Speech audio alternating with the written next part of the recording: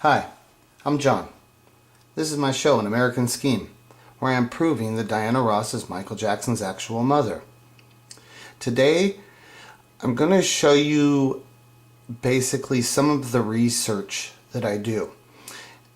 I'm going to show you how I'm overwhelmed with information and history and people.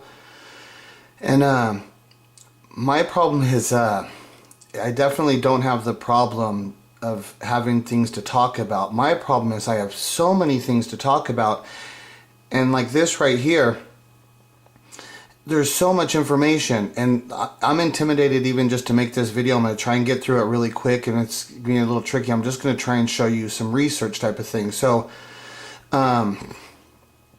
this here first, also, this is right here, this first thing is that I'm showing you, Chicago 1945. This is the very beginning, a very, very beginning of the movie, The Jacksons, An American Dream. So it starts in Chicago, 1945. This is where Joe Jackson meets Catherine, what's her name, Scrouse or something like that, or Cruz, whatever. So Catherine Jackson. So this is when he meets Catherine. This is in 1945. And so I wanted to say the other thing is, like how I say is, I have so many videos to do. I have a whole series that I can do, An American Scheme dissects an American dream.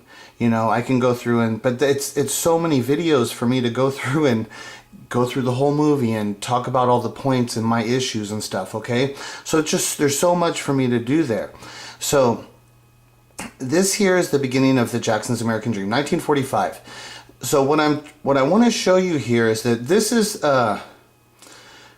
kind of around the beginning time. This is where I'm saying is from this time here would be the time where Joe Jackson, this is what I want to show you, is that Joe Jackson is alive and living in the real world. And Berry Gordy would have been out there at the same time, and they're around the same age, and they were doing the same things. So what I'm going to show you here is some of the things that were going on around those times with those people, and I'm going to show you how it's extremely likely that they know each other, because that's the key. One of the main keys to my story is that Berry Gordy and Joe Jackson are old friends. That's how the connection is made, where Michael is given to the Jacksons. It's because Berry Gordy and Joe Jackson were old friends. That's how that connection is made. Okay, so this here, I'll play this here. I'm not going to play the sound here on this first little part here. I just wanted to show you that, see, this is some kind of club, but this is in Chicago because Catherine and Joe both live in, see, there's the Catherine. They both live in East Chicago, but that's in Indiana actually, but it's actually a suburb of Chicago. It's called East Chicago, and it's just above Gary, Indiana. You know, so here's the Joseph. He comes in, he's all cool, but he's young here. He's still young, and they're both young at this time. They're still very young adults in their teen years. And but he's cool and he knows people. And what I want to show you is that they were hanging out in like these type of clubs. This is what they would have done back then. They would have been out in the social environment, and they would have known people. And Joseph, like how it, when he goes up to meet Catherine here, this is just some other girl. He's all cool, you know. And when he goes up to meet Catherine, the other girl's like, oh, here comes Joe Jackson, you know. They know him, and there, see, there's the girl. Oh, they know who he is. And so that's the way they portrayed in the movie. But so that's what I'm just kind of saying. See, this is kind of a hip club. There's a hip scene, and this is in Chicago. They actually live in East Chicago. It's in the state of Indiana, where Chicago's in Illinois. But they're right there next to each other, and that's right above Gary, Indiana. Is right above East Chicago. It's called the Chicago Metroplex is actually what it was. It was actually, those cities were kind of connected to each other. So that's just in that area. That's the area that you know that they're spending a lot of time at. And Chicago is a big thing in Chicago. And back to 1945, it shows you here in 1945. So now I'm going to go to Okay, I've got so much to show you here. That's what I'm saying. I'm intimidated if you're even where to go here. So let's go ahead and let me show you some of this here. And now this I need to move around a little bit too. Let me readjust here. And what was the part here? Okay, the early life. In Chicago. The Golden Gloves, Catherine Screws. Okay, yeah, so there's quite a bit here I need to see now. See, this is what I'm showing. When I'm doing this stuff, it's intimidating. See now, you're probably not going to be able to read that on there unless I zoom in on the stuff's really close, you know. So, but one of the main things here is that it says after his parents separated when he was 12. This is Joseph Jackson's biography. So after his parents separated when he was 12, his mother and 2 brothers and sisters moved to East Chicago, Indiana. So that's where his mother lived, is in East Chicago, which, like I said, is right above Gary. And then it's right below the actual city of Chicago, Illinois. That's where that's located at. So that's how he ended up in that area there. It says they're a suburb outside Chicago in northwest Indiana. And he had moved with his father to Oakland, California when he was 18. After his father remarried, he moved to East Chicago to live with his mother. So he moved back there when he was 18. And it says he got a job. It says he did not finish high school while in East Chicago. He began to pursue his dreams of becoming a boxer. He found success with the Golden Gloves program. So that's one of the key things, is that Joseph Jackson didn't finish high school, and he was trying to become a boxer first in the Golden Gloves. And now Joseph Jackson, there's a thing up here where it says there's a little tricky thing where it states his birth date, the year is 1928, but then Catherine states that no, he was born in 1929. So there's a little issue there. But 1929, Barry Gordy's born in 1929.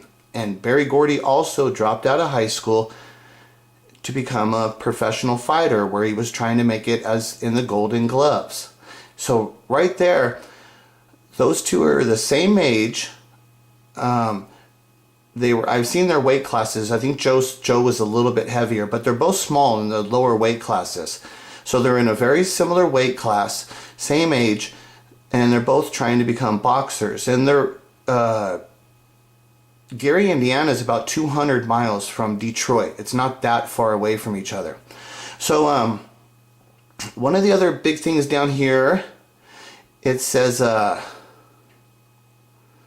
Joseph, so they got married in 1950, Joseph and Catherine, and then they moved to Gary, because that's where Joe, then he started working at like steel mills and stuff, and that's why he probably moved to that area and stuff.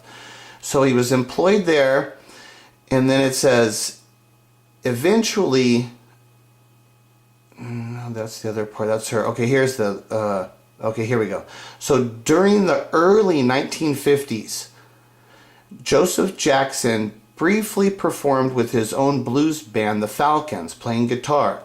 Despite their efforts, the Falcons did not get a recording deal and subsequently broke up after one of their members, Thornton Pookie Hudson, founded his own band in 1952. The band would go on to become a successful doo-wop group named the Spaniels. Okay, now, so Joseph Jackson was in his band, the Falcons. So after the boxing thing, then he got married, and then he tried to make it as a musician. That's what you would do. You know, he played guitar, tried to make it, and he was pretty decent. He wasn't just a nobody. This guy that left his band and went to the Spaniels, what I'm going to show you here is that the Spaniels, see, now I click over, I'd have to zoom in on all this stuff, and I think I'm just going to go through it instead of zooming in. I'm going to click over, and I could zoom in and try and make you see stuff, but it'll take even super longer time to do that. So anyways, the Spaniels, they had a hit song, Good Night, Sweetheart, Good Night. Good night, sweetheart, well, it's time to go, do-do-do-do-do. That's that song. So the Spaniels, that Pookie Hudson guy, that's his band. After he left Joe Jackson, he made the band The Spaniels. They had some hit songs. They were actually a legitimate act. But one thing that's really interesting down here is it says, some historians of vocal groups considered Pookie Hudson to be the first frontman of a vocal group because the Spaniels pioneered the technique of having the main singer solo at his microphone while the rest of the group shared a second microphone.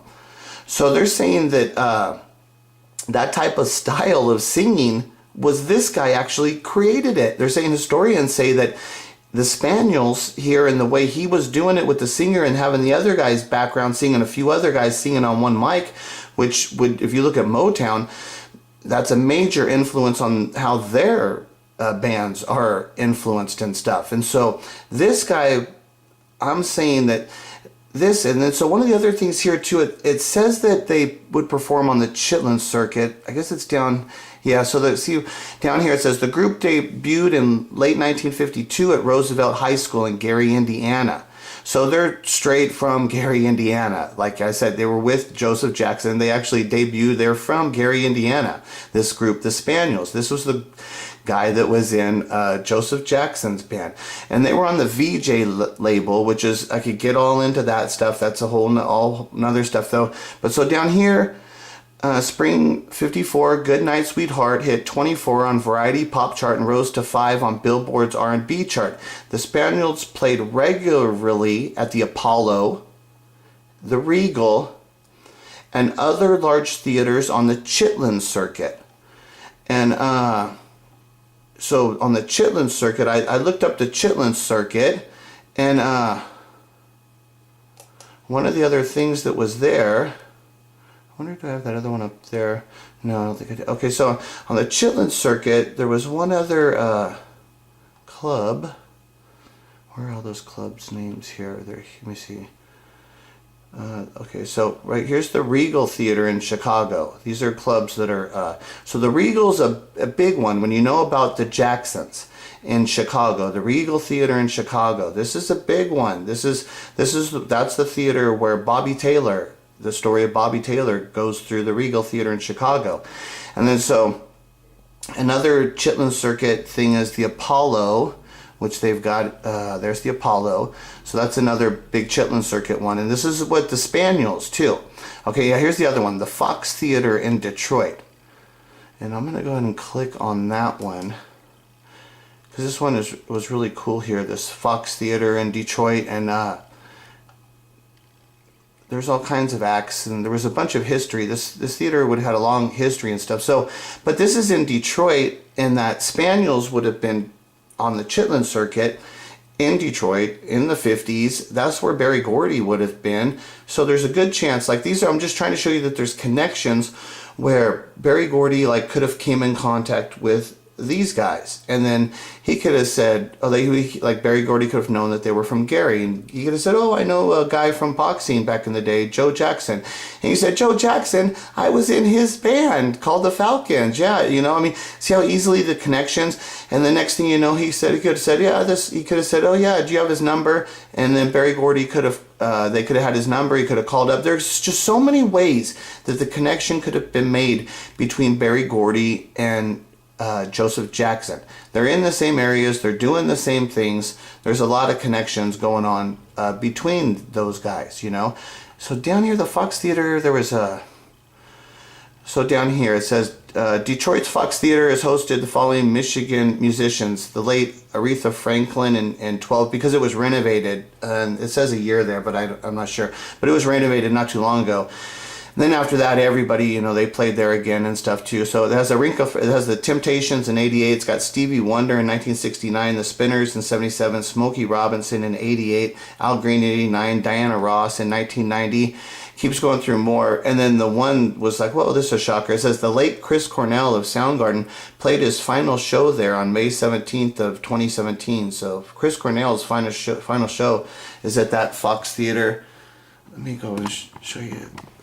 It's really pretty. So I just I'm going to zoom in on that because it's really pretty. Yeah, so there's that Fox Theater. That's the Fox Theater in Detroit. So that was one of those theaters that was on the Chitlin circuit. It was really, really cool. And so that's the Chitlin circuit, you know. So that's one of the theaters there that was on the Chitlin circuit, like they said that the Spaniels would be playing at, and they're all in the same area. So now the other part I'm going to show you is okay, what I want to show you is Berry Gordy here. So yeah, see, if I zoom in, it would be too hard to show you everything. I'm just going to read up here. It says the early years. I'm just going to read it to you. So Berry Gordy's father. Oh no, so this is Berry Gordy. Berry Gordy Jr. He was born on November 28, 1929. So he's just, Joseph Jackson would have been a few months older than him. So they're really close. He was born in Detroit. His dad moved from Georgia in 1922. And oh yeah, this was the funny part. So his dad, so this would be Berry Gordy's grandfather. So Berry Gordy's grandfather, the first Berry Gordy, was the son of a white plantation owner, James Gordy, in Georgia, and his female slave. His half-brother James was the grandfather of President Jimmy Carter. It's like, whoa. So it's like how Berry Gordy's grandfather would have been,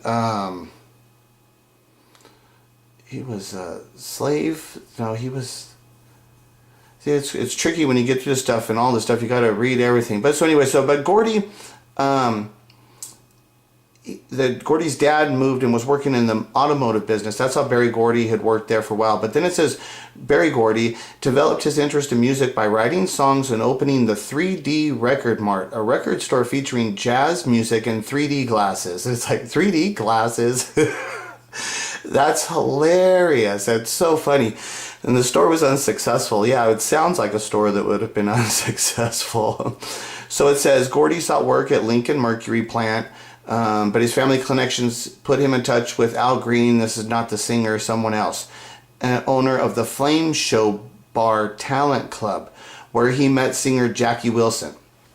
Okay, so see, this is the kind of thing. See how right there it shows you that Berry Gordy was hanging out at this club, the Flame Show Bar Talent Club. And at that place, he met Jackie Wilson. Okay, Jackie Wilson also was a fighter in the Golden Gloves. And I believe I've heard that Diana Ross's father was also a fighter in the Golden Gloves. Lots of connections there. Lots of reasons why these guys would have friendships with each other. Okay, so Berry Gordy was writing hit songs for Jackie Wilson. Jackie Wilson actually was a big star. So it says in 57, Jackie Wilson recorded Re Petite, a song Gordy had co-written with his sister Gwen and writer-producer Billy Davis. Now that Billy Davis guy, when you go into his history, he comes from Chess Records. He has family history at Chess Records in Chicago. And there's big connections there with Chess Records. And Billy Davis is right there connected to Berry Gordy. He's in Gwen and Billy Davis, I think they got married. So Berry Gordy's sister married the Billy Davis guy who's directly connected to Chess Records. So their connection's super big. And Chess Records is in Chicago, where Joe Jackson is at. Okay, so the connection to Chicago, there's a big connections there. So it became a modest hit, but had more success in the UK, where it reached 10 and topped the charts in its 86 reissue. So Wilson recorded 6 more songs co-written by Gordy over the next 2 years, including Lonely Teardrops. That's the big hit. Lonely Teardrops. Okay, so Berry Gordy wrote that song. He was a songwriter. Good song. Before he's got Motown stuff, he's a songwriter. He's starting to work his way up in the business. And during that stuff, he would have been out around watching all of the acts that are out there, learning all the people, knowing people. And that's where I'm saying that in this time, before Michael Jackson is born in 1958, it's sometime there between 1945, when you got Joe Jackson hanging around in Chicago with Katherine Jackson in 1945, and probably a little bit before that, where Joe might have been fighting right around that time, though, when Joe was in the... And so from 1945 up until 1958, you have all that time in there where I'm saying somewhere in between there, that time, Joseph Jackson and Berry Gordy met each other and became friends, good enough friends, so that Berry Gordy gave the Diana Ross and Smokey Robinson's child, Michael, to the Jacksons. Okay, so then down here with the thing, Gordy reinvested the profits from his songwriting success into producing in 1957. He discovered the Miracles. Okay, that's August of 1957. Michael is conceived just a few months after that. That's one of the key elements of my story. That this is what's pissing me off, that people don't understand this. I'm trying to explain the story to you. It takes time. You have to hear the evidence and the facts. But there's a lot to it. Like I said, I'm overwhelmed with stuff, and it's hard for me when I can't get you guys to watch anything, and I don't know. So I'm overwhelmed. I'm trying to get you the story. I'm trying to do my best, you know? And so, okay, so this is in 50, but it's in August of 1957. I know more of this information there. He discovered the Miracles, originally known as the Matadors. He began building his portfolio of successful artists in 1959 with the encouragement of the Miracles leader, Smokey Robinson. Gordy borrowed the $800 from his family to create his own record company. Okay, so that's Smokey's right there saying, dude, with the encouragement of Smokey. This is like, what I'm trying to say also is that people don't know how important and integral Smokey Robinson is into Motown. It's Smokey and Berry. It's the two of them. Without either, obviously without Berry, but without Smokey, there might not ever be a Motown, and it definitely wouldn't be anywhere near the Motown of what we know without Smokey Robinson. And now if Smokey Robinson, right there, what I'm saying, he meets Berry Gordy in August of 57. And Smokey Robinson gets Diana Ross pregnant a few months after that. So, if, see, like it says there, he began building a portfolio of successful artists in 1959. Okay, Michael's been born now. So, in the time from when he meets Smokey Robinson, that gives time for Michael to have been born, for them to have given Michael away. Now they know that everything's in the clear, and that's when he starts to build his portfolio of successful artists in 1959, right after that. See how the dates work up just phenomenally incredible with my story? Okay, so the encouragement of Smokey Robinson, Gordy borrowed $800 from the family, and he started a new label, Tammy Records, after the song recorded by Debbie Reynolds. Debbie Reynolds, if any of you don't know, she's the mother of Princess Leia, the girl that played Princess Leia. Debbie Reynolds, that's her mother. Debbie Reynolds is one of my favorite old actors. If you ever see the movie Singing in the Rain, and Debbie Reynolds she's in that movie. It's fantastic. I would always recommend go see Singing in the Rain, one of the all-time great movies of all time. So anyways, however, that name was taken. And then he chose to name it Tamla. Oh, so he tried to get Tammy, but then that was taken, so that's how he got to Tamla. So then, because first it's Tamla before it goes to Motown. And then, so that stuff there. So then the other part of that, what I wanted to tell you is, okay, the Tamla, Motown. Okay, so Tamla and Motown labels were merged into a new company of Motown Records, incorporated on April 14th of 1960. Okay. And, yeah, there's one other thing I wanted to show you there, but it's not a big deal. Okay, so from here, okay, Berry Gordy.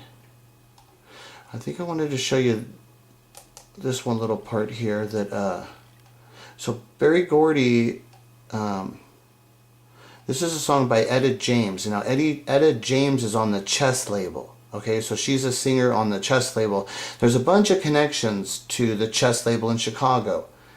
And so this is a song by Etta James. And if you look over here, this I got to zoom in on. Okay, songwriters. Billy Davis, Berry Gordy, Gwen Gordy. Okay, so Like I said, Barry Gordy, they were a songwriting team, and see the label there, it says Chess. They're on Chess Records, and so, like I said, that they have a real big connection to Chess Records, and Chess Records is in Chicago, you know. So that's why I'm showing you this stuff with the Czech Records, to show you there's a big deal, because the guy from the Billy Davis, like I said, he later becomes an executive at Chess Records. He had some kind of family connection to Chess Records, and there, when you see. There's a big deal. There's all kinds of stuff. There's a lot of stuff going on there. And so this song, actually, up here it says, the song was written for James by chess songwriter. See, here it says chess songwriter Billy Davis. See, that's what I'm saying, their connection. See, right here it says chess songwriter Billy Davis, Barry Gordy, and his sister Gwen Gordy. So they're calling them chess writers on this. There must have been freelance writing on this one, I guess. That's how it worked. But like I said, they had other connections to Chess Records through that Billy Davis. That's how they got with Chess Records and stuff. And so Chess Records is huge. If you don't know, they're huge in the black music thing and stuff. But that song, it says, was inspired, the song was said to be inspired by James' former boyfriend, Harvey Farquhar, dating Davis' former girlfriend, who was Gwen. Some crazy love story between the Gwen and the Billy Davis, but there's crazy stuff going on there. And so from here, I want to show you with the Chess record stuff. And this here, this is let me zoom in on him. This is Luther Jackson. This is Joe Jackson's brother. Okay, so let me turn some volume up. Okay, so here, listen to this. But no, I mean about so far as the music, Daddy. What about when you was a guitar player? You remember you told me you used to be at the small farm, playing with Jimmy Reed, Howlin' Wolf, and all them guys. All right, what Uncle Joseph used to do? Joe had his band too. He didn't like Diana Ross. You don't like her. Oh, you talking about like, okay, no. Who was the name? Do you remember the name of Uncle Joseph's band? The Falcons. The Falcons. What type of music they used to do? Blues. The blues.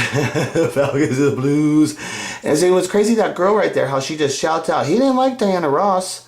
The reason, now why ever would that girl and why is it so adamant, and why is it so obvious that everybody, that Joseph didn't like Diana Ross?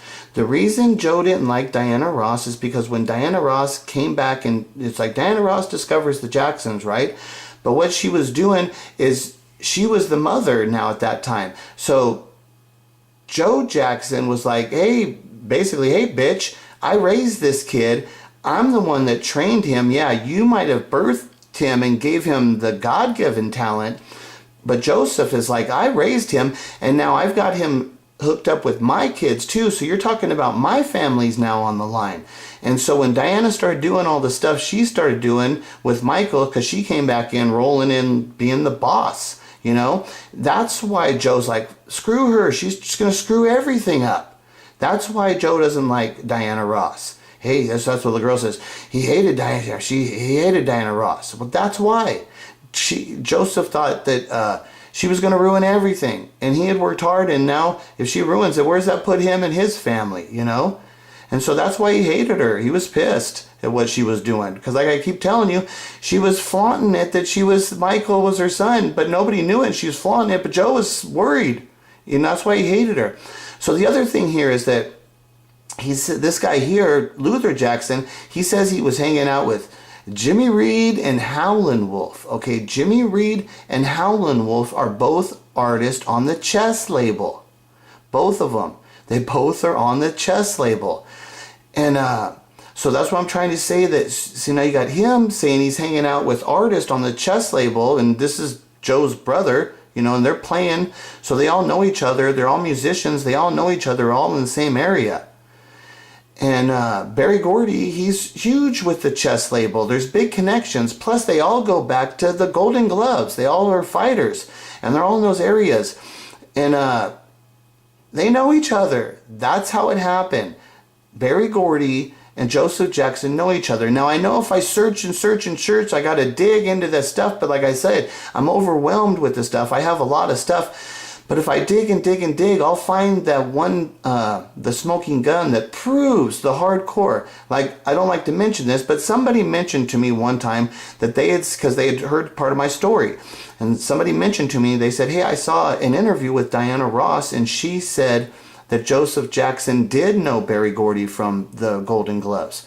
And I said, where'd you see that at? She didn't know. But okay, now, so for me to go find that, I mean, when I look at Diana, it's intimidating. It's probably out there somewhere. The girl mentioned it. Like I said, it should be out there. I bet it is out there. I know it's out there. And if you find that one piece of information, it's a massive piece of information to prove my story.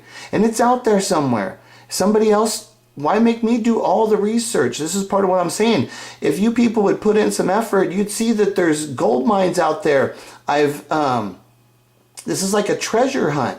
I've just made this treasure hunt, and I've put all these pots of gold out there for all of you people to go find it on your own.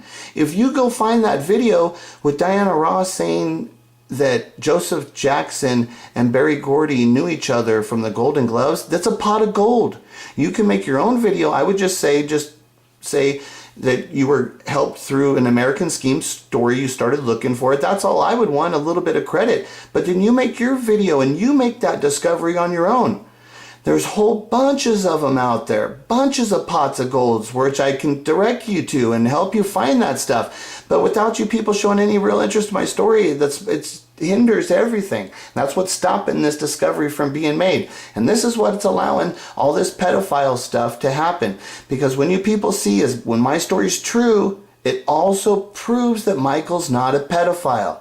It proves it. It doesn't argue. It doesn't say to people, Michael's... Okay, now, all the people that say that Michael's innocent and they show the videos, it's proof. It's good. But that only proves it to people who like Michael Jackson. That's the problem.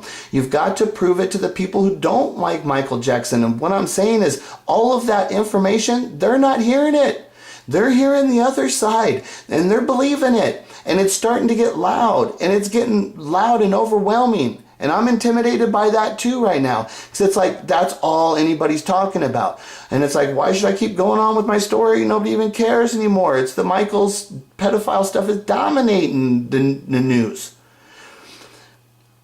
Once you people understand the one thing, my story's true, it proves Michael's not a pedophile. It explains everything, and it proves he's not a pedophile to all of those people. It shows the real thing, and it proves it. But you guys don't seem to care about anything, as from what I can see. You know, so like, okay, I'm going to go now. And like I said, this is just some of the information. I'm just trying to go through this quick. If I go through this and analyze, just in the stuff I showed you, I could talk all day about this stuff. I'm overwhelmed with stuff. I'm just trying to show you guys some of the connections of where I'm going, what the stuff is that's out there that I know is there. I'm just trying to get you guys to informed about what I'm looking at and what I'm seeing. And like I said, I go back to 1945, to the beginning. I'm talking about from there. I have to deal with all of that, and Berry Gordy from that time, and all of the Jackson, everybody. I got to deal with all of it. I got to deal with the whole Chitlin circuit scene when they're on tour and everything. To prove all of my stories. It's massive amounts of information, and I can't put it in these videos. It's tricky, and to talk over it takes a lot of time. Like right now, how long is this video going? Anybody gonna watch this? I don't know. So I'm gonna go, okay? So I'll talk to you guys later, okay? Bye.